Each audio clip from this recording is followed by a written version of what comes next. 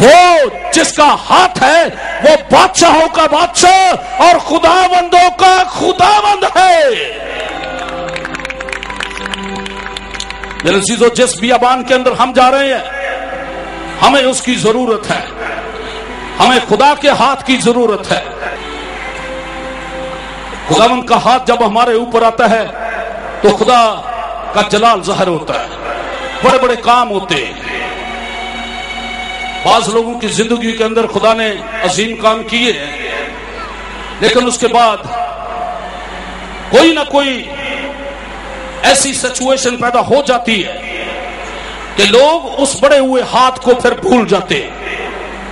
اور میں آپ کے سامنے ایک بڑی شخصیت، بڑے مرد خدا کو پیش کروں گا، ایلیا کا کلام مقدس کے اندر بڑا ذکر ہے، اور کلام کے اندر پہلا 3 اور اس کی 18ویں باب اور 46ویں آیت پہ پڑھیں گے تو وہاں پر لکھا ہے ایلیا پر خدا کا ہاتھ تھا، ایلیا پر خدا کا ہاتھ تھا۔ اور ایلیا کے زمانہ میں اخیا بادشاہ، اس کی بیوی ایزابل، وہ بال کی پرستش کرنے والی تھی، لیکن اخیا بھی اسرائیل کا بادشاہ ہے۔ اس نے اپنی بیوی کا اثر لیا اور ہر جگہ پر اس نے بال کے مندر بنائے، اور ایلیا نے بادشاہ کے سامنے کھڑے ہو کر کہا جب تک میں نہ کہوں، جب تک میں نہ کہوں آسمان بند رہے گا، اور جب میں کہوں گا تو آسمان کھل جائے گا۔ ایلیا کے اوپر خدا کا ہاتھ ہے۔ خدا ان کے کلام میں اس ہاتھ کو کئی طرح سے پیش کیا گیا ہے۔ یہ بادشاہی کا ہاتھ بھی ہے، خدا کا ہاتھ بادشاہی کا ہاتھ ہے۔ اور کلام کے اندر ہم یہ دیکھتے ہیں کہ کس طرح سے یسایہ کی کتاب کے اندر ایک اور حوالہ ہے جہاں پر اس نے کہا میرے ہی ہاتھ نے زمین کی بنیاد ڈالی، اور میرے دائنے ہاتھ نے آسمان پھیلایا، میں ان کو پکارتا ہوں اور وہ حاضر ہوتے ہیں، میں ان کو پکارتا ہوں اور وہ حاضر ہوتے ہیں۔ اس کا مطلب ہے کہ آسمان اور زمین پر ایک اختیار ہے۔ اگر آسمان پر کوئی چیز، زمین پر کوئی چیز باندھی جاتی ہے اور کھولی جاتی ہے تو بہت بڑا اختیار ہے، یہ بادشاہی کا اختیار ہے۔ کلام کے اندر یسایہ اس کا 53 باب اور پہلی آیت میں لکھا ہے ہمارے پیغام پر کون ایمان لایا، ہمارے پیغام پر کون ایمان لایا، اور خداوند کا بازو کس پر ظاہر ہوا۔ پیغام جو ہے یہ کلام ہے، ہمارے کلام پر، ہمارے پیغام پر کون ایمان لایا، تو اس کا مطلب ہے کہ کلام اور ایمان یہ دونوں اکٹھے ہیں۔ جب آپ کلام کو سنتے ہیں تو بہت سی باتیں ہیں جو آپ کے یقین کرنے کی ہیں، آپ کے قبول کرنے کی ہیں کہ خدا میرے لیے یہ کر سکتا ہے، تو یہ آپ کا ایمان پیدا ہوتا ہے۔ ہمارے پیغام پر کون ایمان لایا اور اس کا زور بازو کس پر ظاہر ہوا۔ آج ہم اپنے لیے یہ سوال پیدا کر سکتے ہیں، کیا میرے اوپر خدا کا وہ بازو ظاہر ہوتا ہے؟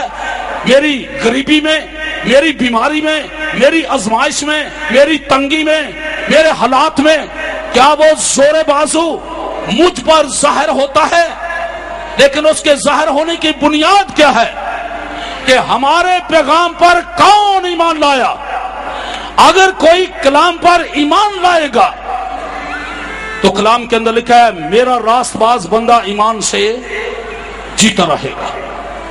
ہماری زندگی کا مکاشفہ اس میں ہے کہ ہم کلام کو سننے والے ہوں، پڑھنے والے ہوں، اور جو کچھ اس میں لکھا ہوا ہے اس پر عمل کرنے والے ہوں۔ بہت سے لوگ آتے ہیں ہمیں معجزہ مل جائے، ہمیں شفا مل جائے، ہمارا بگڑا ہوا کام سیدھا ہو جائے، ہم آزمائش سے نکل جائیں۔ میرے عزیزو، یہ ساری باتیں آپ کے لیے اچھی ہیں اور خداوند کرے گا، کسی نہ کسی طریقے سے آپ کے لیے وہ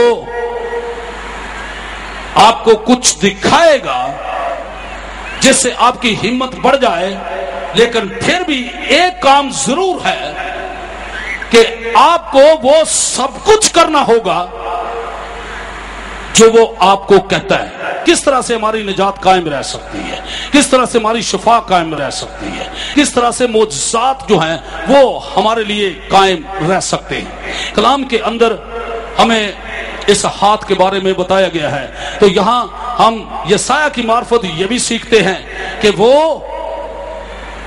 ایمان کا ہاتھ ہے۔ کون ہمارے پیغام پر ایمان لایا، کون کلام پر ایمان لایا، اور اس کا زور بازو کس پر ظاہر ہوا۔ ہم چاہتے ہیں کہ اے خداوند تیرا زور بازو میرے اوپر ظاہر ہو، میری زندگی میں، میرے حالات میں، میری بیماری میں، میری لاچاری میں، میری غریبی میں۔ تو وہ کس طرح سے ظاہر ہوگا؟ اس وقت جب ہم ایمان لائیں گے۔ کئی دفعہ یسوع مسیح نے کہا جا تیرے ایمان نے تجھے اچھا کیا۔ وہ ایمان کی بنیاد پر ہمیں معجزے بھی دیتا ہے، ہمیں شفا بھی دیتا ہے، ہماری ضرورت کو بھی پورا کرتا ہے۔ میرے عزیزو، خداوند کے ہاتھ کے نیچے آنا بڑا ضروری ہے۔ متی کی انجیل میں ہم پڑھتے ہیں کہ کس طرح سے یہودیوں کا ایک سردار، عبادت خانے کا سردار، اس کی ایک ہی بیٹی ہے لیکن وہ مر گئی ہے، اور وہ یسوع کی تلاش کرتے کرتے اس کے ساتھ مل تو چکا تھا، لیکن خبر آگے پیچھے سے تیری بیٹی مر گئی ہے، استاد کو تکلیف نہ دے۔ لیکن جب اس نے خبر سنی تو یسوع کو کہا ہوگا روتے ہوئے، بیٹی تو مر گئی ہے، بیٹی تو مر گئی ہے، اب میں تیری منت کرتا ہوں کہ تو چل کر اس پر اپنا ہاتھ رکھ۔ متی رسول جو ہے وہ اسی طرح سے کہتا ہے کہ تو میری بیٹی جو مر گئی ہے اس پر اپنا ہاتھ رکھ تاکہ وہ زندہ ہو جائے۔ ہمیں اس کا ہاتھ چاہیے۔ اگر آپ کا کاروبار مر گیا ہے اس کے اوپر خدا کا ہاتھ چاہیے۔ اگر آپ کا بدن جو ہے وہ مر رہا ہے بیماریوں سے، آزمائشوں سے، تنگیوں سے، اس کے اوپر خدا کے ہاتھ کو آنے دے۔ وہ اپنا ہاتھ اس پر رکھ تاکہ وہ میری بیٹی جو ہے وہ زندہ ہو جائے۔ اس نے کہا میں چلوں گا، اور وہ آیا ہے، اس گھر میں آیا، اور اس نے ایک چھوٹا سا جملہ کہا۔ اس نے کہا یہ لڑکی مری نہیں، یہ سوتی ہے۔ تو لوگ ہنسنے لگے، کہنے لگے یہ کیا کہتا ہے، جنازہ اٹھنے والا ہے اور یہ کہتا ہے کہ لڑکی مری نہیں بلکہ وہ سوتی ہے۔